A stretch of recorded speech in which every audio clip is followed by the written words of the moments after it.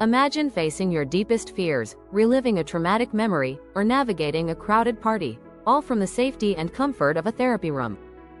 This isn't science fiction.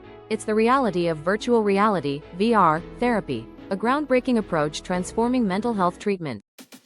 Today, we're diving deep into how VR is helping people overcome phobias, PTSD, and social anxiety through incredibly immersive experiences. Let's start with phobias. For millions, an intense, irrational fear of something like heights, spiders, or flying can severely limit their lives. Traditional exposure therapy, where you gradually confront the real-life fear, can be difficult to manage, costly, or even dangerous. This is where VR shines. With VR, therapists can create highly realistic, yet entirely controlled, simulations. Picture this. If you have a fear of heights, your therapist can begin by placing you on a virtual balcony on the first floor.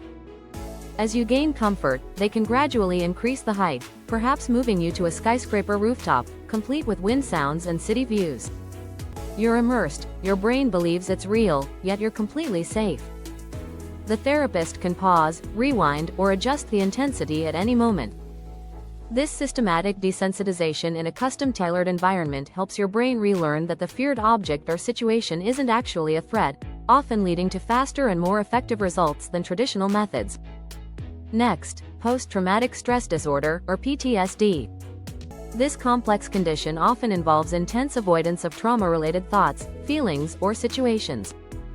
Traditional prolonged exposure therapy can be incredibly challenging, leading to high dropout rates.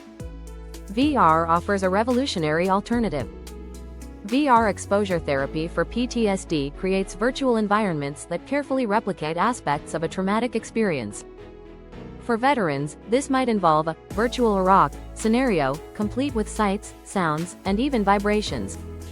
The key here is not re-traumatization, but rather reprocessing in a controlled, therapeutic context. Under the direct guidance of a therapist, individuals can gradually re-engage with the memory, allowing them to confront and habituate to the triggers that cause hyperarousal and avoidance in real life. This immersive presence helps activate the fear memory more effectively than imaginal exposure, allowing for emotional processing and ultimately, the extinction of the fear response. It's about replacing fear with a sense of mastery and safety over their own memories. Finally, let's look at social anxiety. For those who experience intense fear of social situations, everyday interactions can feel overwhelming.